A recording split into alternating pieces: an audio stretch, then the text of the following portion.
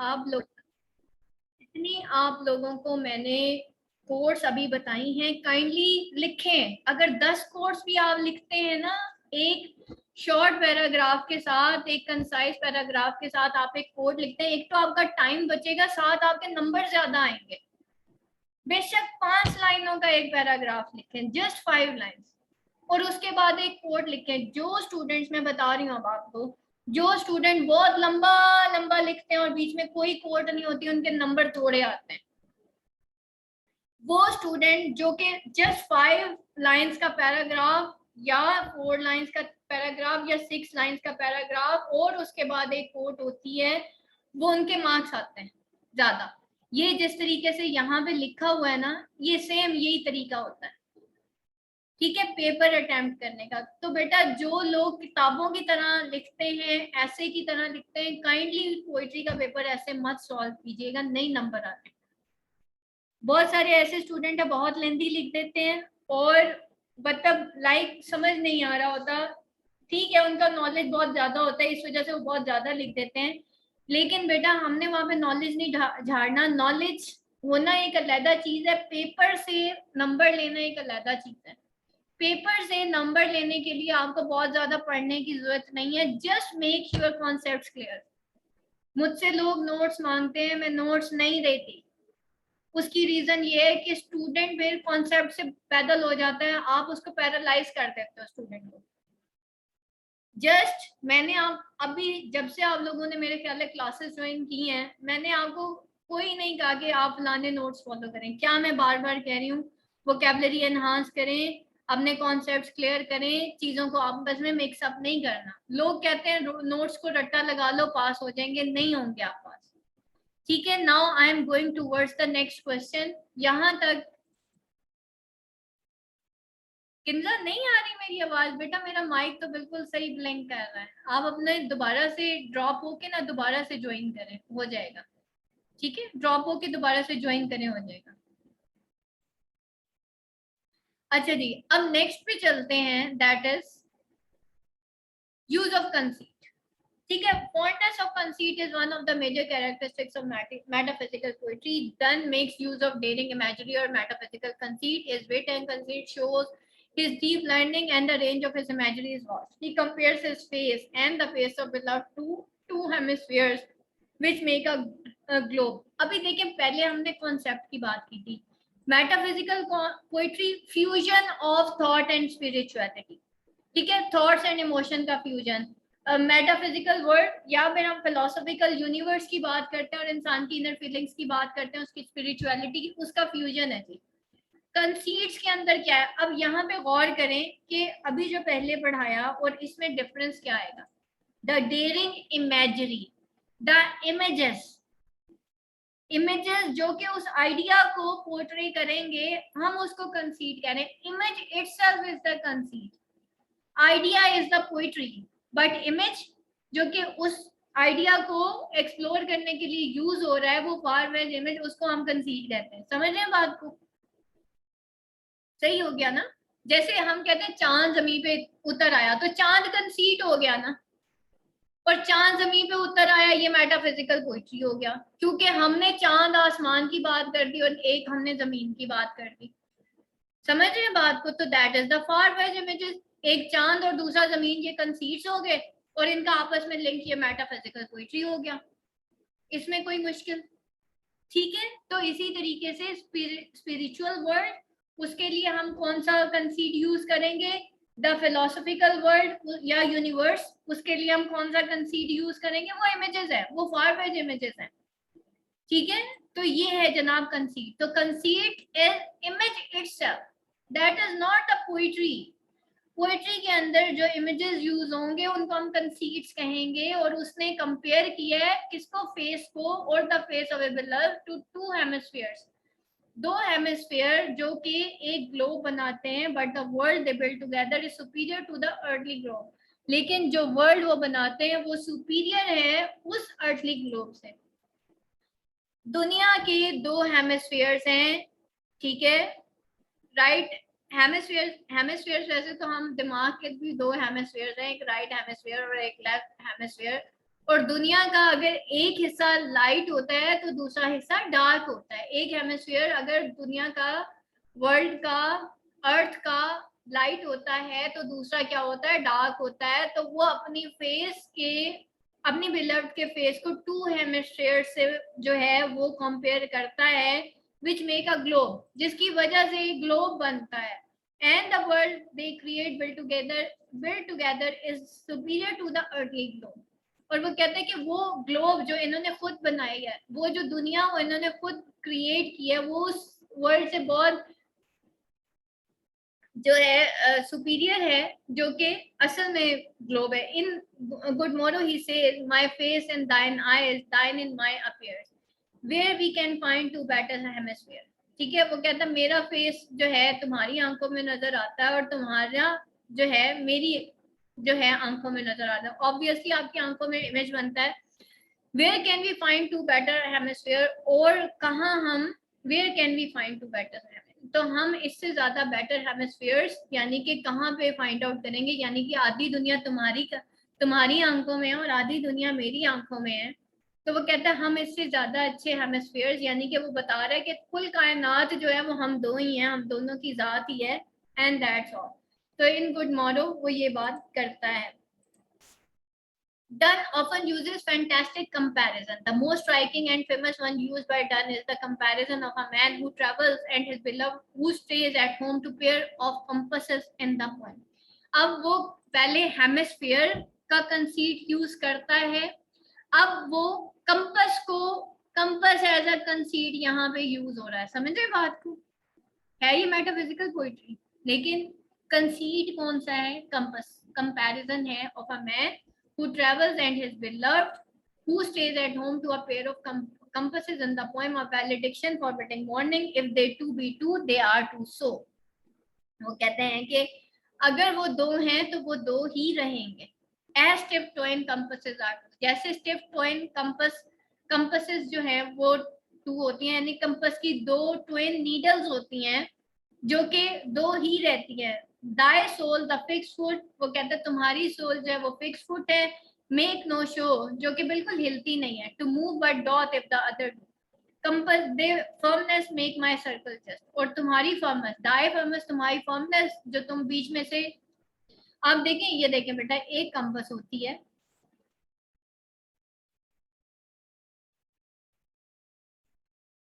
ये कंपस है ना, और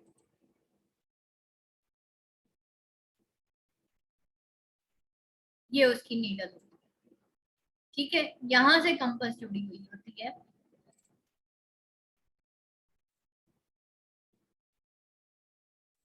ऐसे ही ऐसे जुड़ी होती है। वो कहता है क्योंकि तुम्हारी फर्मनेस है, तुम यहाँ से, वो कहता है मेरी डायरेक्शन बेशक मैं पूरी दुनिया में ट्रैवल करूँ, ठीक है, लेकिन ये जो तुम्हारी फर्मनेस है ना, कि तुम यहाँ पे तुम्हारी फर्मनेस वो मेरे सर्कल को कंप्लीट करती है। अगर जो नीडल है वो यहाँ से नहीं जुड़ी हुई होगी तो फिर क्या होगा? फिर क्या होगा? ऑब्वियसली नीडल, वो कभी देखे घड़ी की सुई टूटी हुई गिरी हुई होती है, क्योंकि वो दरमियान से सर्कल से फर्म नहीं। when whatever our soul are made of, his and mine are same, yes। तो वो यहाँ पे क्या कहते हैं, इफ देट बी टू, अगर वो दो भी हैं, ठीक है, यानी कि बाज़-औक़ात एक कंपास ऐसे बनी हुई होती है, एक कंपास ऐसे भी होती है कि बेशक वो दो हो जाए, लेकिन क्योंकि वो बीच में से जुड़ी हुई होती हैं, लेकिन वो उसकी फर्मनेस को कंप्लीट करती हैं, यानी कि वो घूमती हैं, लेकिन क्यों? फिक्स फुट की वजह से। ये फिक्स फुट है जनाब इसका, ठीक है। इस फिक्स फुट की वजह से वो आपस में जुड़ी हुई होती हैं, इस वजह से जो है ये जनाब इसका फिक्स फुट है। यहाँ से वो जुड़ी हुई है तो सर्कल कंप्लीट होता है, अदरवाइज वो सर्कल कंप्लीट नहीं होगा। वो कहते तुम फर्म हो, तुम जो हो पक्की हो।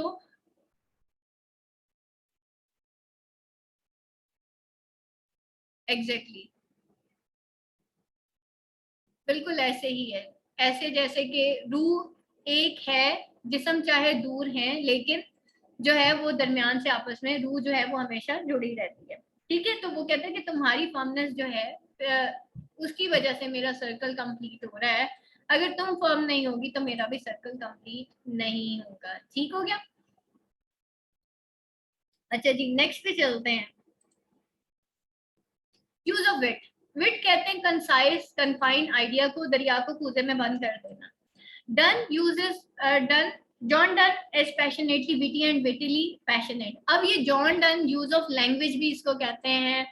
मेटाफिजिकल पोइट्री के अंदर जो लैंग्वेज यूज हुई है उसको भी हम कहते हैं। तो विट क्या होती है? वो विट यही होती है। And wittily passionate, Lessman is impressed by Donne's poetry that he consider him the monarch of wit. ठीक है, वो उसको मोनार्च ऑफ विट कहता है। Crew says in his elegy on Donne, here lies a king that ruled as thought fit, the universal and monarch of it. और वो कहता है कि यहाँ पे एक किंग है जो रूल करता है एज ही थॉट फिट। ठीक है, और वो अपनी सोच पे बिल्कुल फिट है, as he thought fit, the universal monarchy of it. और वो यूनिवर्सल मोनार्की ऑफ इट की। ठीक है, तो वो कहता है ये एक ऐसा किंग है जो कि एज ही थॉट फिट, यानी कि बिल्कुल सही दरिया को कूजे में बंद कर देता है, सही आइडिया पे पहुंच जाता है, सही जो है निशाना बांध देता है। ठीक है, the final illustration of done it is the plea. The plea, this plea is you and I and this, our marriage bed and marriage temple is. In the poem, the sun rising, glorifying his beloved, he employs metaphysical wit and extravagant conceit. Donne says, she is all states and all the prince, I nothing else is. और उसने कहा कि वो तमाम state है sunrising में। The flea, flee आपको पता ही है किसको कहते हैं जी? फ्ली बताएं, फ्ली किसे कहते हैं? What is the flea? Urdu में क्या कहते हैं? माइक्स ऑन करें। फ्ली किसे कहते हैं भाई? जल्दी से बताएं।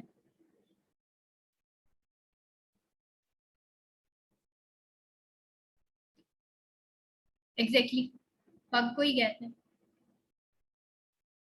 जी, बिल्कुल ऐसा कीड़ा। वो फ्ली जो क्या कहते हैं उसको, बग, बिल्कुल वो जो बेड में होता है जिसको खटमल भी कहते हैं, आई थिंक सो। ठीक है, तो उसने कहा है कि this flea is you and I and this our marriage bed and marriage temple is. ठीक है, तो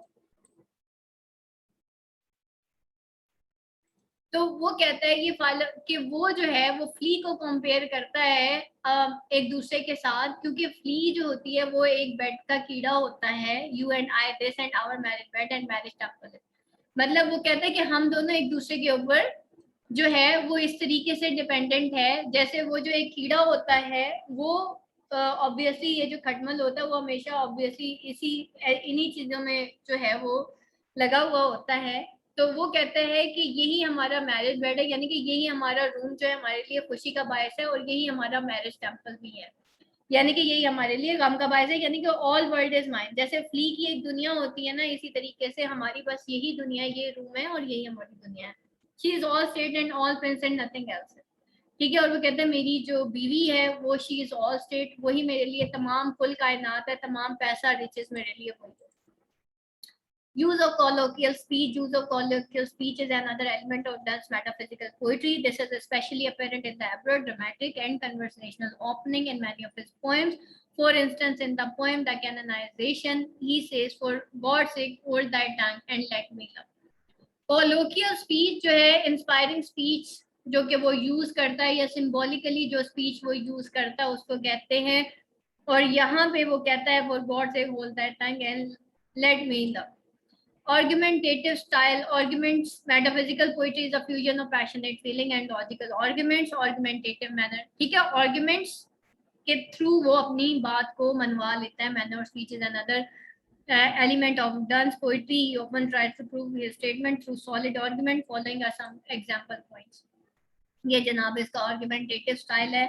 If our two loves be one, or thou and I love so alike that none do slacken nor can time. वो कहता है if our good morrow में, if our two lovers be the sorry our two loves be one or thou and I.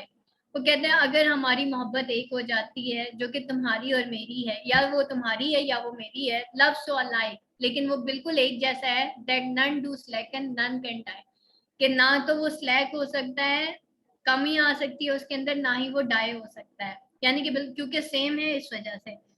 if yet I have not all thy love, dear I shall never have it all. और वो कहता है अगर मेरे पास तुम्हारी मोहब्बत भी नहीं होगी, dear shall I never have it all, तो मेरे पास कुछ भी नहीं होगा. They who one and other keep alive never parted be. और वो कहता है कि they who one another keep, वो जो एक दूसरे को सपोर्ट करते हैं, सहारा देते हैं, alive never parted be, वो हमेशा जिंदा रहते हैं और कभी वो एक दूसरे से दूर नहीं होते.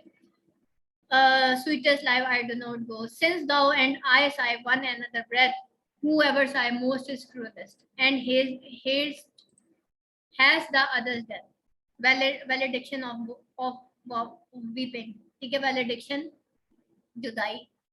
ठीक है, the since thou and I sigh one another breath, वो कहता है हम दोनों एक दूसरे की सांस जीते हैं.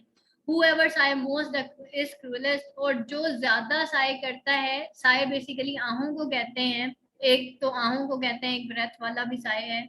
इस वन अदर, हमारी जो आहें हैं वो एक दूसरे के सांस है. Whoever sigh most is the cruelest, और जो ज्यादा रोता है, जो ज्यादा आहें भरता है, वो cruelest, and he is the other death, और वो दूसरे की डेथ का बाइस बन रहा है.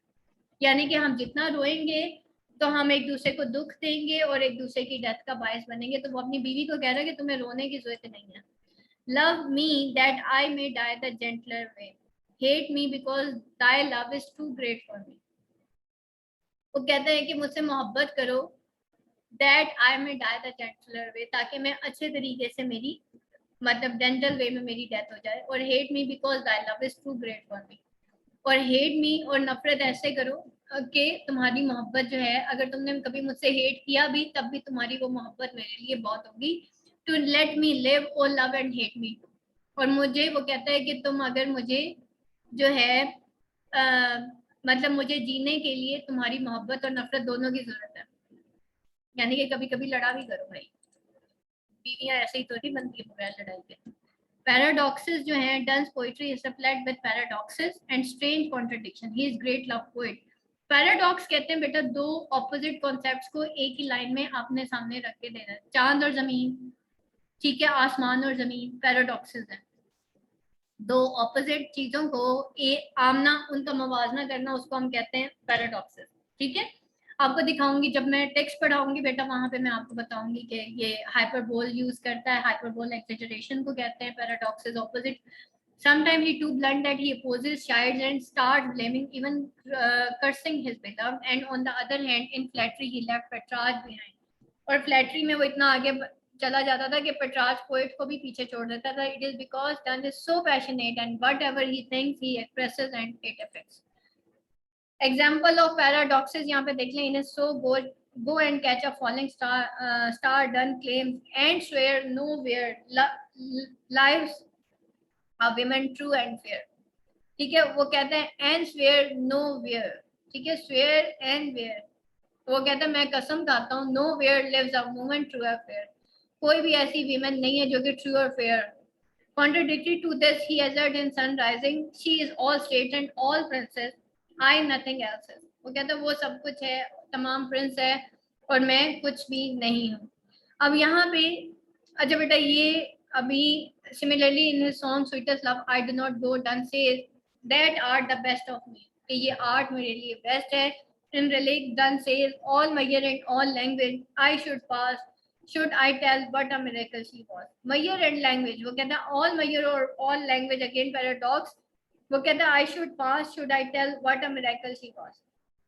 वो कहता है मैं जहां से भी गुजरता हूँ should I tell what a miracle she was, कि वो क्या ही miracle थी. Affectation and hyperbolic. अफेक्टेशन तो मोहब्बत को कहते हैं, ठीक है, मोहब्बत भरे अल्फाज. और हाइपरबोलिक कहते हैं एग्जेजरेट कर देना. ये जो चांद जमीन पे होता रहा है एग्जेजरेशन है, मुबालगा रही है, और ये भी झूठी होता है. और क्या होता है, ठीक है, अफेक्टेशन है. Hyperbolic expression is another characteristics of metaphysical poetry. वो बेकन ने कहा था ना कि mixture of a lie, doth ever act liar. Exaggeration is type of that thing. ठीक है, थोड़ा सा झूठ, ठीक है, थोड़ा सा एग्जेजरेट कर देना. It is often hard to find natural grace in metaphysical writing, abounding in artificiality of thought and hyperbolic expression. ठीक है, एग्जेजरेशन को कहते हैं. The writer deem to say something unexpected and surprising what they wanted to sublime, they endeavor to supply by hyperbole. Their amplification had no limit. They left not only reason but fancy behind them and produced combination of confused magnifier. For instance, see the lines of valediction forbidden warning. Our two souls, therefore, which are one, though I must go and you're not yet, a breach but an expansion, like gold to array thinness beat. अब यहाँ पे forbidden morning में वो कहता है कि to souls जो हैं वो हमेशा एक ही रहेंगी, दो आई मस्ट गो, चाहे मैं जहां मर्जी चला जाऊं, endure not yet a breach but N expansion. ठीक है, तुम्हारे लिए इससे ज्यादा कुछ भी नहीं है, बल्कि ये एक ब्रीच है. एंड्योर नॉट येट यानी कि बर्दाश्त बस तुम्हें इतना ही करना है कि एक छोटा सा ब्रीच है, बट एक खला तो है, एक रुकावट है, बट एन एक्सपेंशन वो ब्रीच नहीं है बल्कि एक एक्सपेंशन है. एक एक्सपेंड होता है क्या, किस चीज की एक्सपेंशन है, like gold to airy thinness beat, कि गोल्ड को जब बीट किया जाता है तो वो थिन तो हो जाता है लेकिन वो टूटता नहीं है. तो exaggeration is another important element of Donne's poetry. This exaggeration appears to be cruel in its high spiritedness. He says, "Go and catch a falling star. Get with child a mandrake root."